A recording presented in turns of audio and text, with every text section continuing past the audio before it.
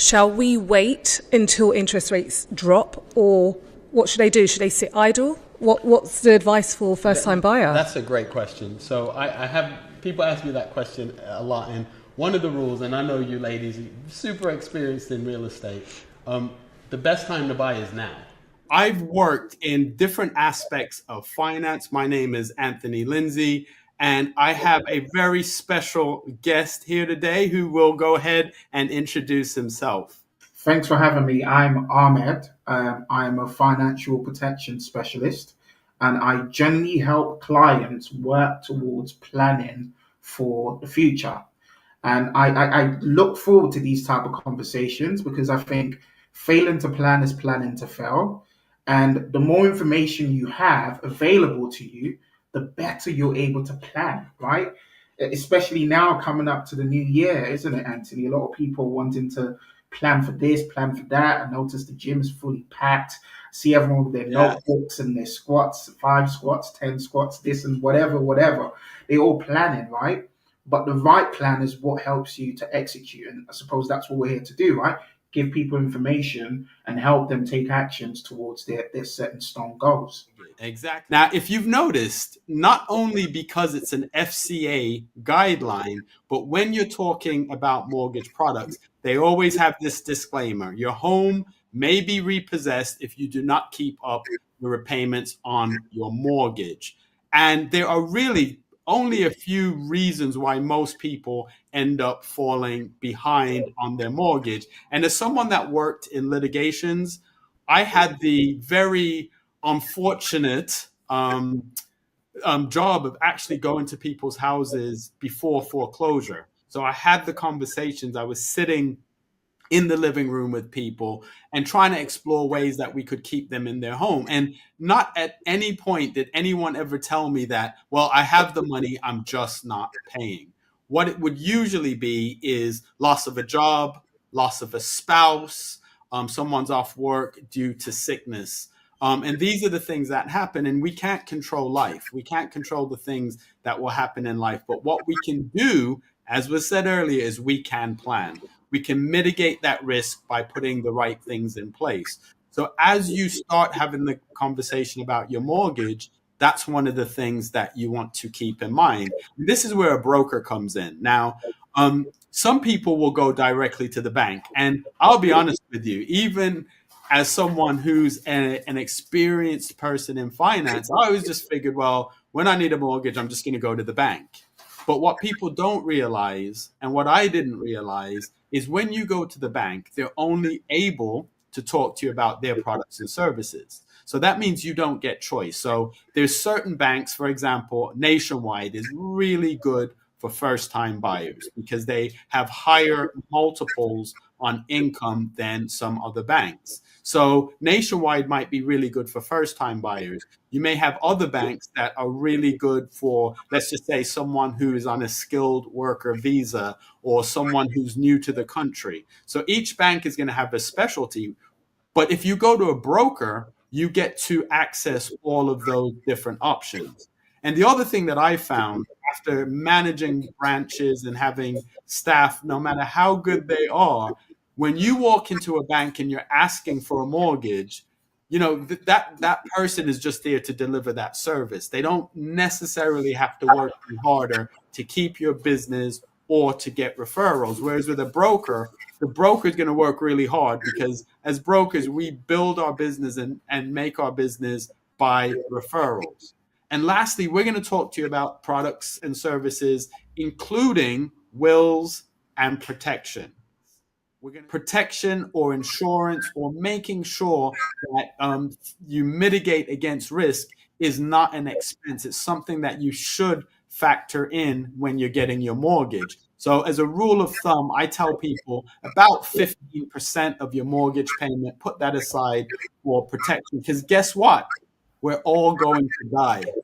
I remember the first time I said that to somebody. They're like, I can get away with it. Maybe other people can't. But the fact is, it's not if you die, it's when you die. And if you die while you have a mortgage or if you contract a critical illness while you are paying on your mortgage, the last thing you want to do is have to also be worrying about collection letters and foreclosure. And as a man, one of the things that I've unfortunately had to experience is losing my grandfather and my father to cancer. And I don't say that people can feel sorry for me. I say that because it's hit very close to home in my life. And depending on what statistics you look at, either 1 in 4 or 1 in 3 people are going to experience cancer in their lifetime. So it's not a if. In some cases, it's a when, and you want to make sure that you mitigate against that and have things in place. Now, before we move into the next section, I just want people to look at some of these statistics and think about how that would impact them, as far as their mortgage payments, as far as, just being able to wake up every morning and feel like, yeah, there's hope today. Now, I don't wish cancer or sickness or accident on anybody, but it's my job, it's our job to make sure that as serious adults, as people who care about our families, we have these discussions, especially when there's a lot of conversations going on about generational wealth and handing things down and having things in place for our children. And in the Bible, it says the wise man leaves an inheritance for his children's children. Like, how amazing is that? To be able to leave an inheritance for your children's children. But I'm going to hand over to the expert right now, and he will talk you through a couple of things. Thanks very much, Anthony. That was nicely done. And I think when I was just thinking about everything that you were saying, when you got to the protection side of things, the first thing that came to my mind is, damn, I've had this conversation so many times that it's so normal for me, but the average person might think this is so bleak.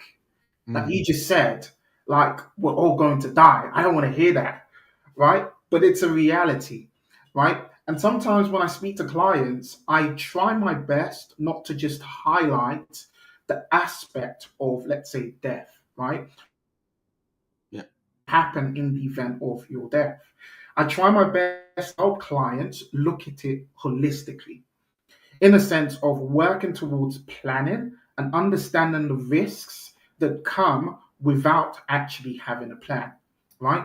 And I think I've got some slides, right? Let's see if I can run through the system, right? And I think it's important for clients to understand that when it comes to life in general, the main reason why you're working to get that mortgage, you're working to get that property, is that buzzword, right, that you mentioned as well: generational wealth, financial freedom, peace of mind, right? But to get to those stages, to get to those things, these actions that needs to be taken, right? And sometimes people don't take these actions because they don't understand, right? And I always speak to my clients about the 5 stages to financial freedom and help them understand where financial protection insurance comes into play when it comes to planning towards these 5 steps. First thing is ultimately having a plan, ultimately knowing exactly what it is that you want to achieve, right? That's the first thing.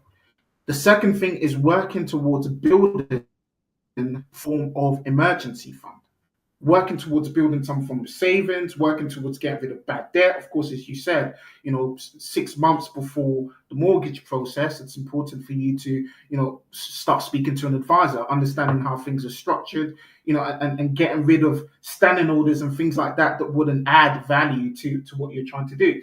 One tip I've been sharing with people this week, especially starting to the new year, is getting people to set notifications to let them know what's coming out of the accounts on a monthly basis. That's a great And I had a idea. client that said to me, my goodness, I think Apple was taking £7 a month from me for a whole year and I didn't notice. So there's things like this that adds value, right? Paying off bad debt, investing for passive income, and then working towards building your wealth. But a key foundation towards building that wealth is financial protection. A key foundation to making sure that that house that you have remains under your roof. And as you said, you can then pass it on to the next generation is working towards planning things, putting in place insurance policies, working towards your estate planning, the wills, the trust, and all the other good stuff that come into play, right? And I'm going to talk through some of the updates within the market to show you why it's important to have these plans in place, right? Now, in the next slide, I'm sure a lot of people have had their reactions. They've had their sleepless nights. They've had their junk food moments, hearing about the new budget, right? They've had the looking for passports, right? Looking at plane tickets to Yeah. fly because of the new budget. But for me, I think the budget itself kind of just highlights the importance of making sure that you're proactive, especially like, for example, people, second time buyers now that want to acquire properties, 3% increase in stamp duty. That wasn't there before. The help to buy scheme, everyone's saying you need to do it, you need to do it, you need to do it. But then last minute, everyone's rushing to do it, right? Yeah. That's the lack of proactivity. And these are just some things, right, that's changed within, the budget. And a key thing is the fact that now pensions are also included in inheritance tax calculations. Now, before, pensions used to be a thing where it's a good safety net to put your money away. It's not going to be included in any calculations. The biggest thing that adds towards inheritance taxes used to be properties, Anthony, right? Now, pensions is now included within that calculation. And, I'm going to deep dive into why it's important to make sure you have financial protection in place and how it adds towards the liability, right? Now, when it comes to inheritance taxes, it's a tax that is levied in the event of death, right? So that's including, all your properties, that's including chattel, that's including, gold, whatever it is that you have. And there's different calculations for different individuals. A single individual calculation is £325,000. That's the residential nil rate band. That's the amount that is exempt from that tax, right? Anything over £325,000 is taxed at 40%.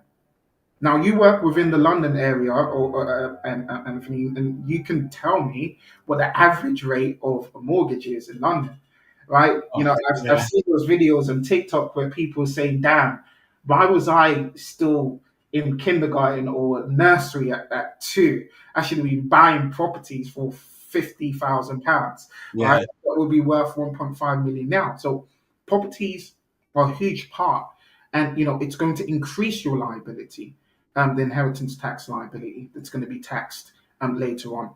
And how do you solve that problem? You solve that problem through insurance.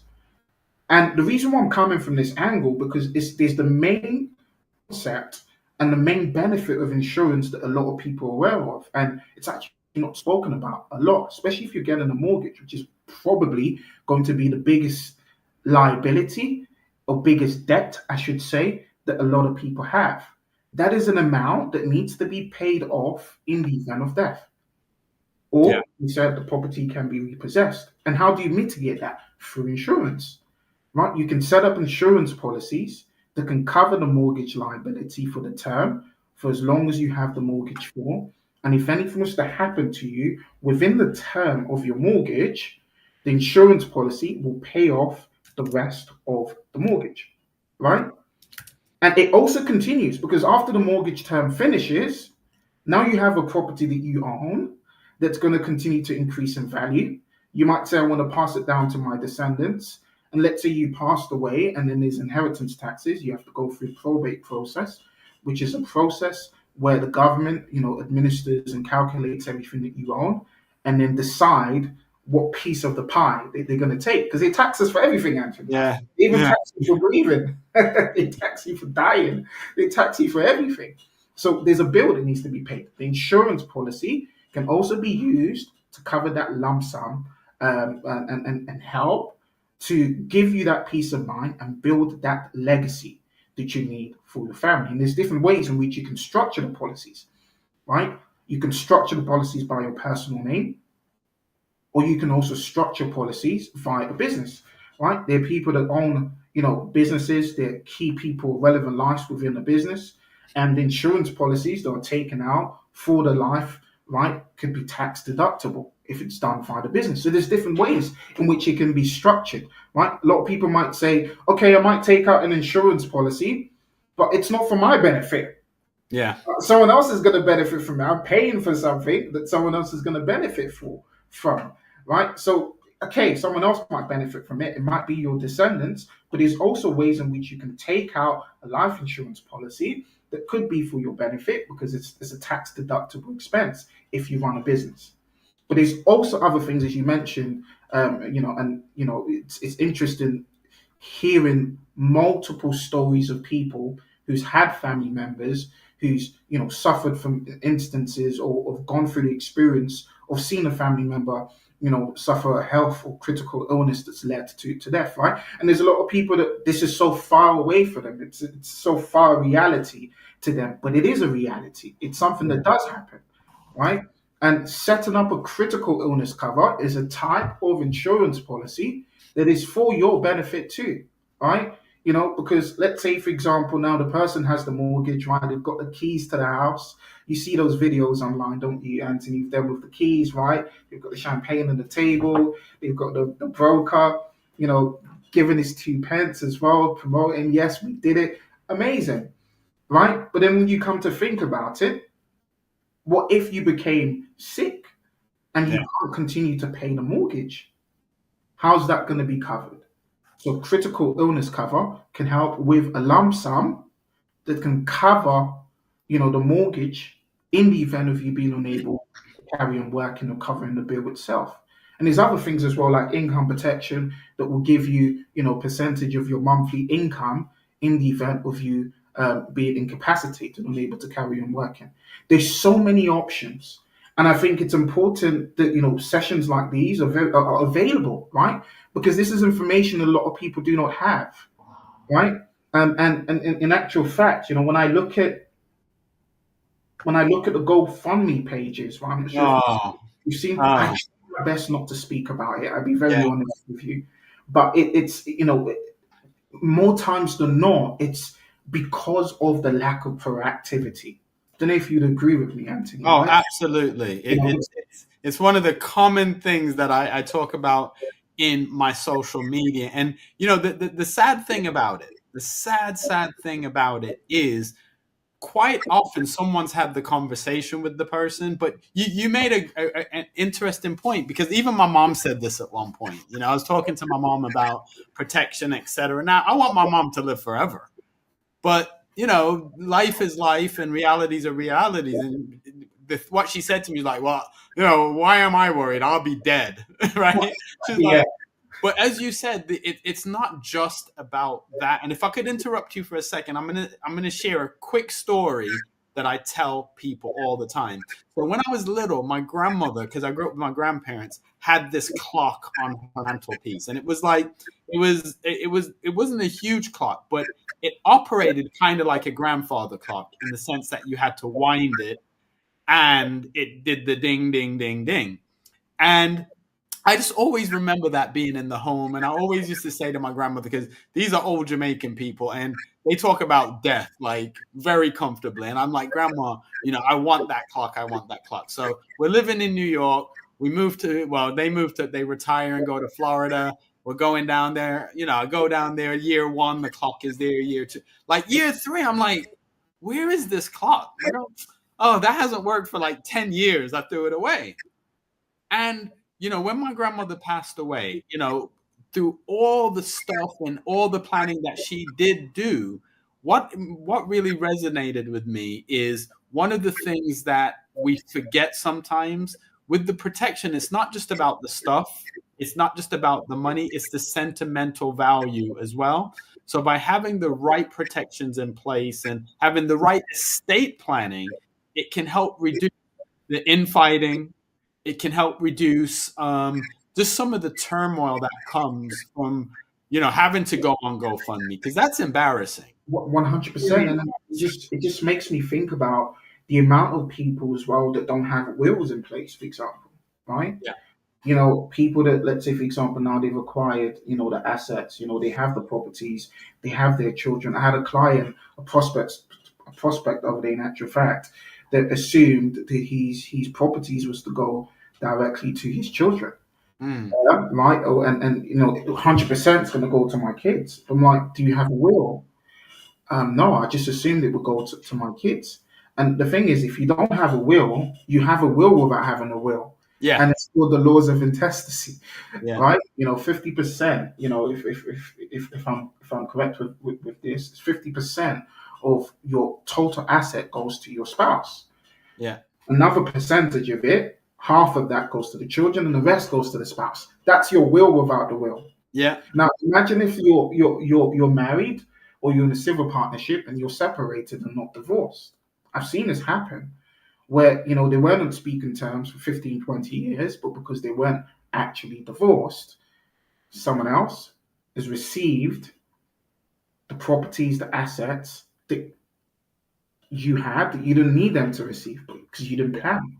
Right? I've also seen people that weren't married, right? They've been living together for 30, 40 years.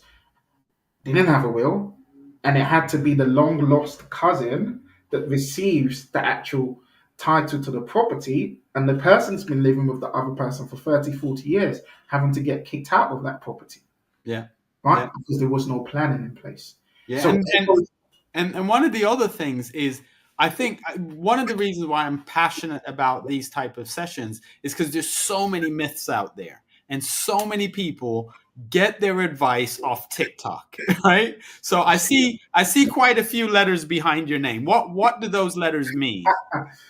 yeah, so it's interesting you said that. My blood sometimes boils. I don't know if that's something I should say. When you see these TikTok videos of people speaking about things that they have no idea about, and then what happens is a lot of people come to meetings and like, oh, can I borrow from my insurance? What's the Rothschild method? Yeah, yeah, I'm yeah, like, my goodness, like, where are you getting this information from?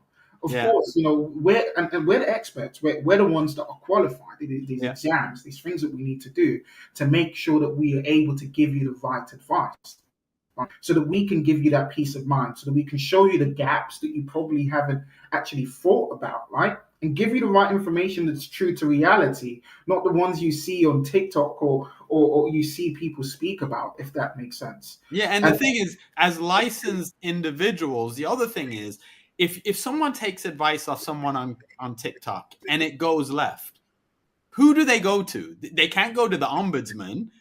This person online, and I'm not I have some friends who are really big on TikTok and really big on Instagram, and they're amazing at what they do. So I'm not saying everyone, but what I'm saying is I think social media is a great place to be introduced to concepts, then bring those concepts and an open mind to a professional that understands your individual circumstances. Because I've spent, like I was telling you, I spent the last couple of weeks really looking at YouTube and analytics and data and algorithms and all of that. And one of the things that I've come to realize is a lot of these influencers, they're just doing things that are algorithmically favorable. So when you put certain catchphrases or certain trigger words in a thumbnail, more people are going to view it. So these people, unlike you and I, these people don't make their money from being a professional in finance.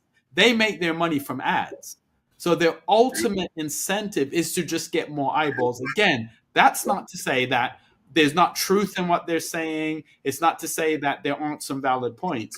But each individual is very different. And when it comes to something like protection, you don't want to take that chance. You don't want to be reliant on some TikToker who, maybe not even never even graduated from university. And there's nothing wrong with that. But I'm just saying, you're putting your family's future in the hands of someone you can't even pick up the phone and call if needed.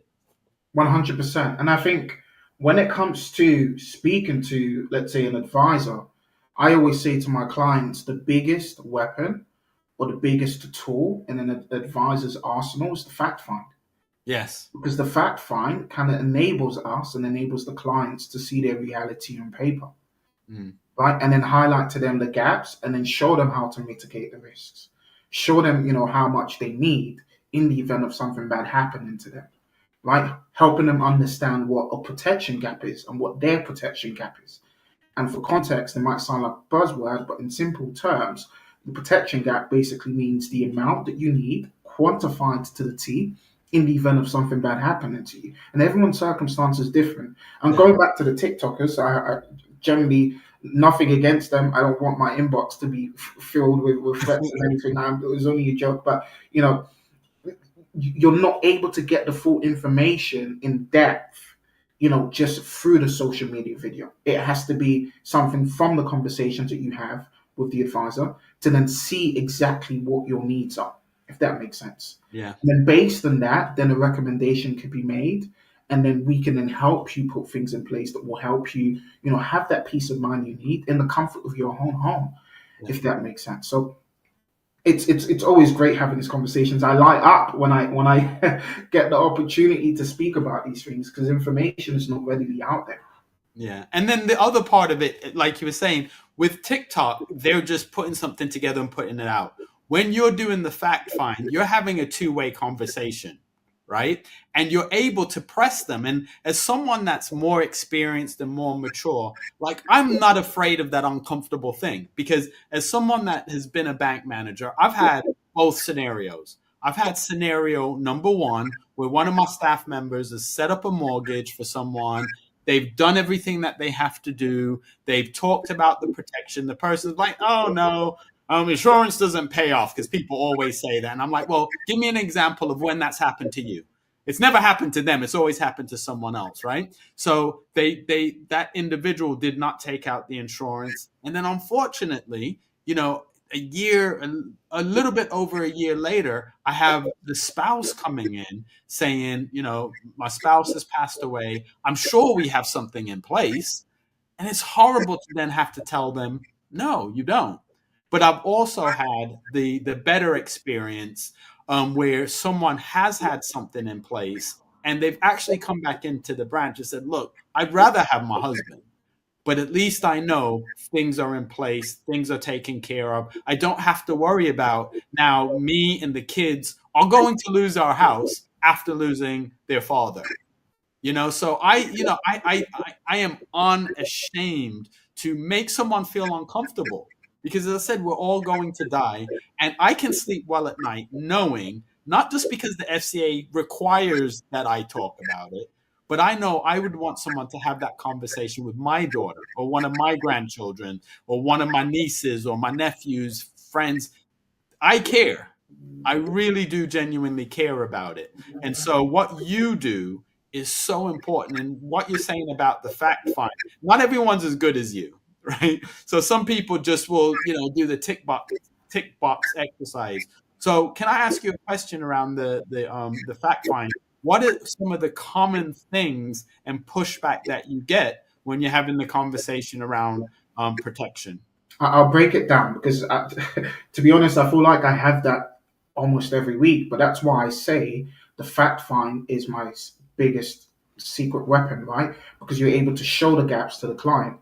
I think a key pushback is the fact that clients say, I don't think insurance pays, right? And you can break that misconception. This is the UK, it's a developed country. Information and data from providers are available online. You can go online, and what I do, I share my screen, I show the payout rates, right? 97, 98% of the mainstream providers, they pay. The 2% that do not pay is based on, let's say misinformation Yes. or lack of sincerity in going through the fact finding. You highlighted something. You said something along the lines of the fact finding that you do might be different to other fact finding because there's a difference between actually advising and selling. Yeah. When you go through an advisor, they're able to actually show you what it is that you need rather than just saying you should take this because it's this amount.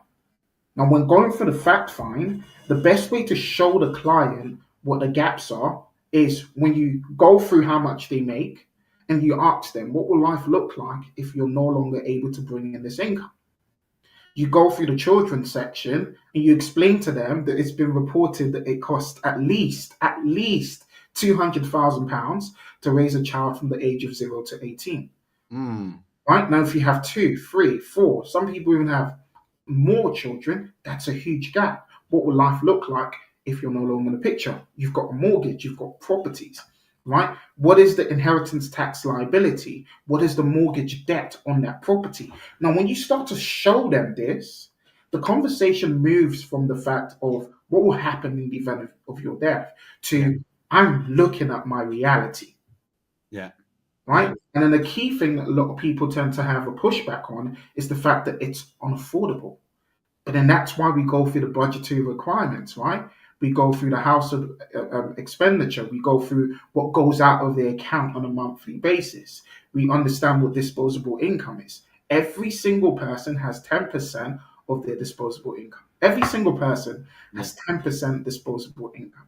Yeah. That 10 to 15, 20% should be the amount that you are earmarking for your financial protection, because that 10 to 15 or 20% is protecting the 80 to 85 or 90% that you have left. That's your safe haven. You should never be in a position where you're either having to buy bread or pay for your insurance policies. That's bad advice. Yeah. And when they understand that, I then push back because I know what 10% is. And I say, hey, you're going to spend this money anyway, Yeah. whether Yeah. you like it or not. And then it comes to a point where they can see the reality and then they understand, and the value's already added before even anything's offered, because that's the most important thing, education. And Yeah. then when you educate people, they understand why they're paying for their policies. Because the worst thing you could do is also take out insurance policies and not know what you have. Yeah. Yeah. And I think that's one of the things that I have seen less experienced people do. They're just going through the tick box exercise. And it's talking them through the policy. It's putting them in that place. But it's also it goes back to that thing that people don't care how much you know until they know how much you care.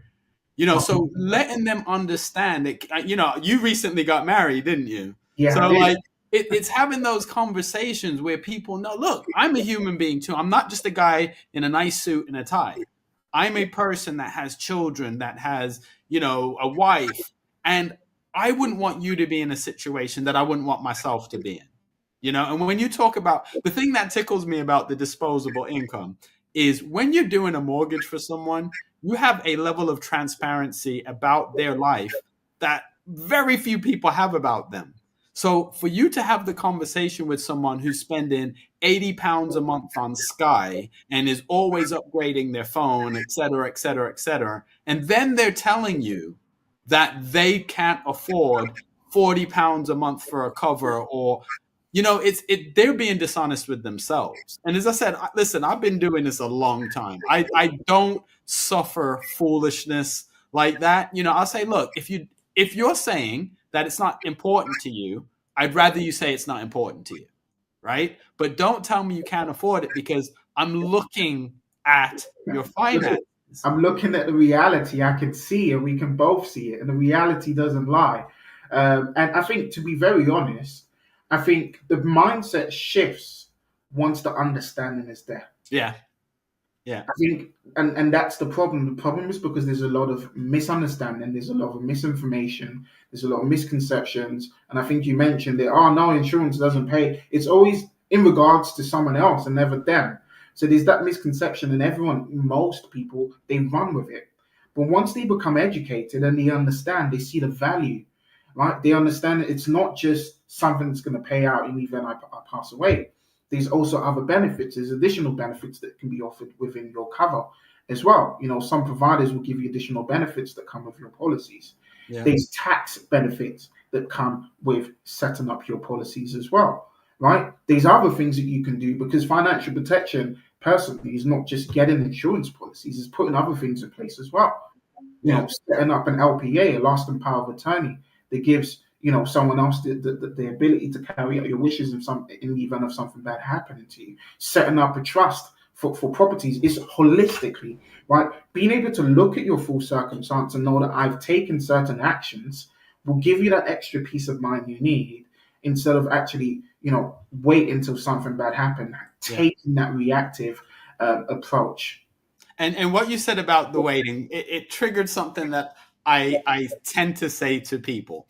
So I've in my experience, what I found is if I'm doing a mortgage for someone and they're 35 and under, the conversations seem to go the same way, right? For the younger people, you start, you get them the mortgage, you get them in, and I always have the conversations separately. So I do the mortgage conversation, and I introduce the protection conversation, but I separate them because the protection needs to be talked about by itself.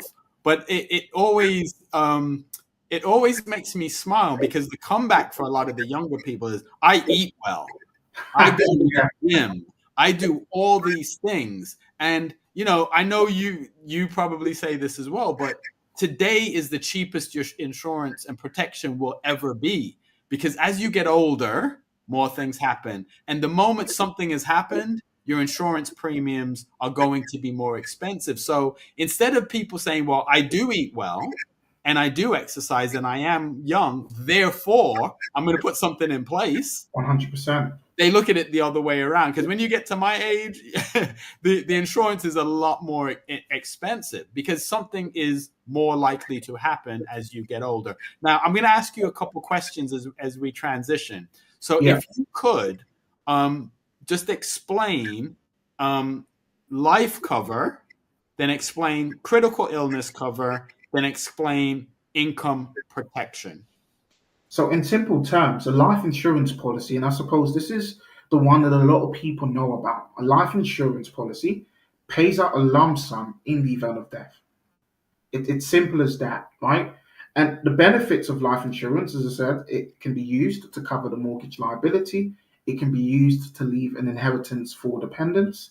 It can also be used to cover inheritance tax liabilities. And in actual fact, a life insurance policy situated within a trust, right, is probably one of the only products out there that pays you out a lump sum tax free based on you paying a premium.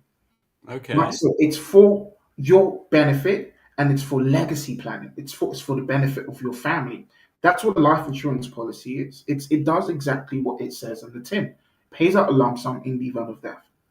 Now, what a lot of people don't know about is critical illness cover, right? And what does a critical illness cover do? It also pays out a lump sum, but it pays out a lump sum in the event of you suffering a specific defined critical illness that the insurance provider has selected within their offering. Now, a lot of people think back and say, isn't that a bit dodgy? Selected.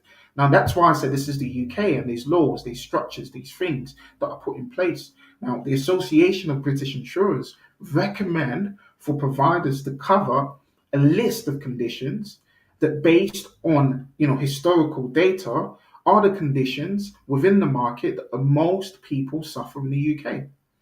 And on this list, if I'm not wrong, last time I checked, there's at least 36 conditions that are included within that list. And the average conditions that providers cover is a minimum of 45.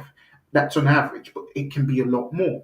But then when we break it down, when I have conversations with client, most critical illnesses historically that people pay out for, that providers pay out for, most of the time is cancer, heart attack, Yeah. stroke, Yeah. kidney failure, multiple sclerosis. That's the quote unquote big five, if you want to call it that, right? And they're mostly claimed on 80% of the time.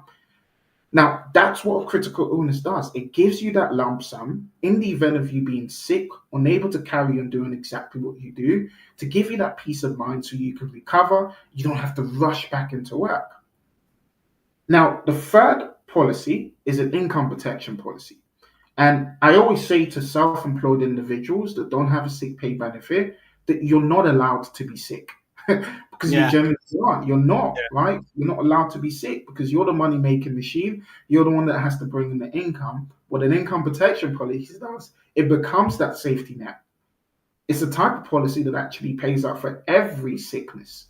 In actual fact, as long as you're incapable to carry on doing your daily or work tasks, the task required for you to do your job.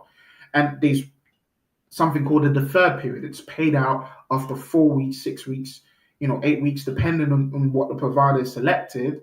After that period of you being sick or unable to carry on working, it will give you that lump sum for a period, until you're fit enough to get back into work. And these products definitely come in handy when you find yourself in a situation where your hands are tied, right? And you need to get what you need to survive. And those are the three products. One of the things that you said, which I know is one of the reasons why a lot of people have tuned in, and one of the sexy things that you mentioned is the trusts.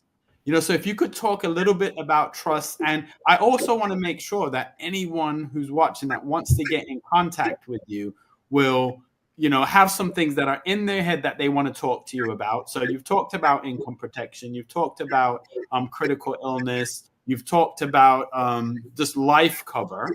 Now, around the trusts, could you just talk me through that and just give some bullet points and have something stick in people's mind that when they call you, they can build on that and you can unpack it for them? 100%. Now, a trust is a good tool to use that ring fences assets away from your estate.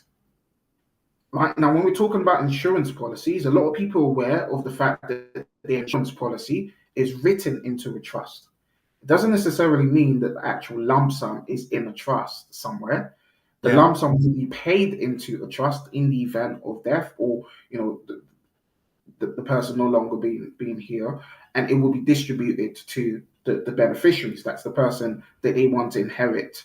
And what is it? The lump sum, if you want to call it that, right? But there are other type of trusts that are for tangible assets, right? Let's say, for example, a person might have the residential home, right? And they might be getting older in age. And they might say, I want to pass on this asset to my descendants, to my children, but I don't want this to be included within my estate. You can place your properties into a trust. Now, when I start to speak to a lot of clients, I'm starting to notice a lot of clients that are putting their properties into a property protection trust, are doing it because they're trying to avoid the care fees that comes in later life in the event of the government having to send, let's say, nurses or people to your house to take care of you, because there's a fee for that later on in life, right? Yeah. That fee is levied to the property or the estate that you own, right? If you place your property into the trust, that fee is not going to be levied on your property, right? And that property will be passed on to your descendants in the way in which you want. Now, there's other trusts, there's family asset protection trusts that are out there as well, where you can not only put properties into the trust, you can put, land into the trust, you can put money into the trust to be distributed at a specific time to specific people. There's different things that you could potentially do to mitigate your risks. And another tool that some of my high net worth clients use to mitigate taxes and other risks is a family incorporation company, right, which is a private limited company for the family. Great way to pass on generational wealth. So there's a lot of things out there that you could potentially use for your benefit, but you're only able to know once you go for the fact finding. Yeah. Yeah. When And you go for the fact you said finding, something which triggered a thought in me, because you talked about high net worth individuals. And I want to crush the myth that wills are for wealthy people.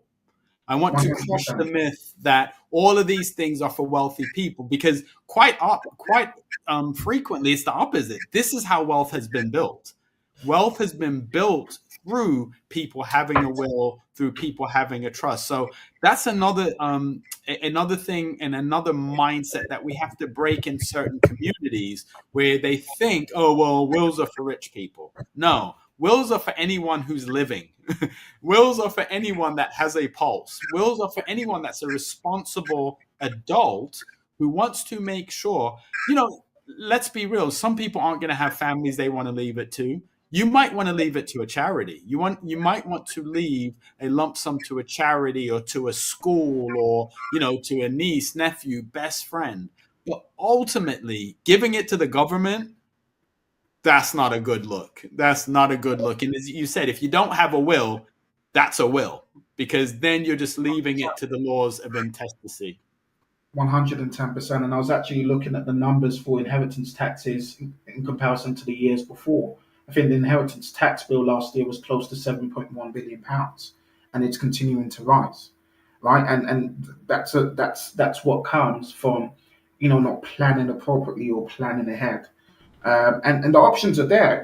There's a lot more information out there right now, Yeah. and it's more so people being intentional about wanting to get that information and apply that information to their lives. Because that's another thing, Anthony. There's a lot of people that do take information too, but they don't apply it. Yeah. Yeah. And to You know know and to not do is to not know. Yeah, and I've found your information really really informative. And I like the fact that similar to this, your conversations are very approachable. You're breaking down what can be some complex issues. You break them down into things that people can understand.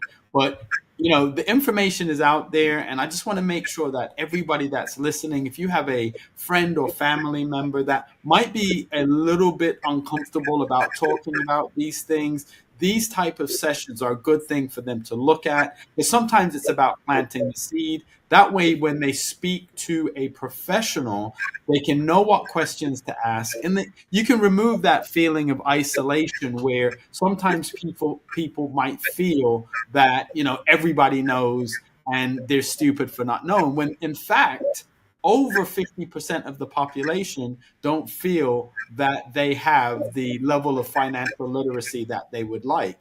So most people actually want and need these things. You have your banks, you have lots of resources. Just make sure that you utilize these resources. And as always, we like to respect your time. We like to make sure that we end on time. So we're going to wrap up now. Hopefully we've covered off any questions that were in the chat. So I've asked a couple of questions around, income protection and critical illness, but we're both here for you. My information is on the screen.